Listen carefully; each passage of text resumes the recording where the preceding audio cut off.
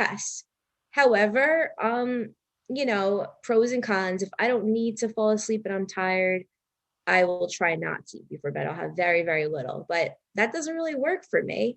And I seem to be able to be very defined and low body fat, even when eating before bed. So that's a weird one that's very controversial. The costs for me seem to be lower than the benefits. I will eat some type of carb heavy, lower vibration, lower conductive food. So foods that conduct water are raw foods, raw fruits and vegetables. The conductivity is high, just like a pool. You stand by a pool, it connects energy. If you're having raw food before bed, a lot of people will get an energy boost. So raw fruit and vegetables might not be the best to have before bed. It might work for you. For me, it doesn't. So It made me think of when you were saying complex carbs, how we say carbs are comfort food. And so comfort, bed, snuggly. So mhm. I kind of associate that. That's how I'll remember that too. Yeah. Rice is not just for me. It's in studies. I tell almost every client, everybody this. It's proven to help you fall asleep faster, stay asleep longer. Rice is grounding. So white rice, brown rice, That's what I was going to ask. Okay. either one seems to work, and it can just be half a cup. I'll find that maybe if I'm super dieting, when you're super dieting, especially in the summer, I do more raw foods. I am like really up in July. I am like on fire in July. And I've even had people walk into my house, and my ex-boyfriend walked to my house. He said, I can feel your energy. You're so, I'm like, whoa. So I need something to just knock me down. And that serotonin flooding you will help. But so if you add protein to your carbs, it's not going to have the same effect. So having like a little bit of chicken with your rice at night, not the same, but just straight up rice, maybe a little butter if you want it, a little salt. Good to know. Good I night. love liver. Potatoes, not as strong as rice. Popcorn too.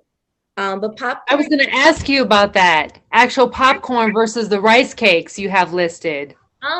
Okay, so rice cakes seem to help. I've been really up, had one rice cake and it helped to knock me down for years. I've been doing that. Mm. Rice too, but I feel like I'm trying to have more hydrated food. So rice, just I feel less dry mouth when I wake up. I feel healthier, more vital. Whereas the rice cake, I can feel more groggy, like a little bit of a hangover.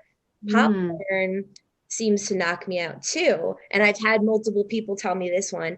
I had a meeting one time. I was slurring my words. So popcorn, if you got to get up and speak as soon as you wake up, watch out with that popcorn at night. Wow. I have gone away from popcorn, but that was my go-to for Okay. a long time.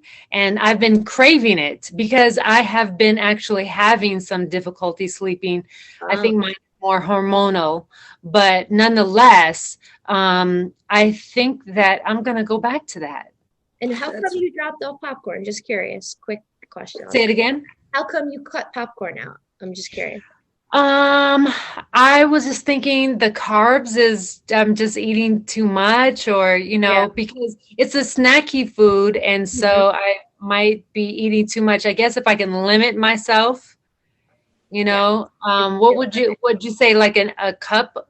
I mean, Is for me, that I would say popcorn is more of a treat food, or like I treat it like a sleeping pill, or I treat it like a treat food. I almost bought some at the store yesterday. One, you can make your own. It's cheaper.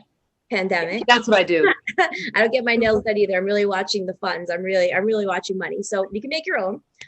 Two, the nutritional benefits and the conductivity and all. It's not that it doesn't really give you much aside from me, other than sleep and taste satisfaction, which are two important things in life. So Yeah. So that's question though, mhm. are you air popping?